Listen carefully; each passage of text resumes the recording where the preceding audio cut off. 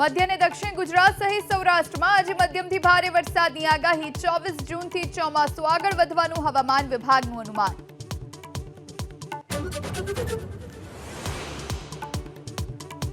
વહેલી સવારથી ગીર સોમનાથ અને સુરતમાં વરસાદનું આગમન। છેલ્લા 24 કલાકમાં 34 તાલુકામાં મેઘમહેર, 4 તાલુકામાં 1 ઇંચ સુધીનો વરસાદ।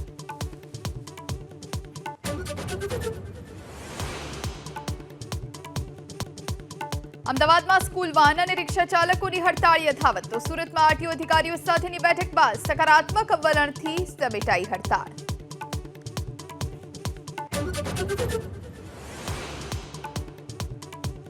ખેડામાં વન વિભાગની ગંભીર બેદરકારી, પરિયેજ તળાવ પાસે ઝાડી ઝાંખરામાં આગથી 5 મગર દાઝ્યા, 1નું મોત।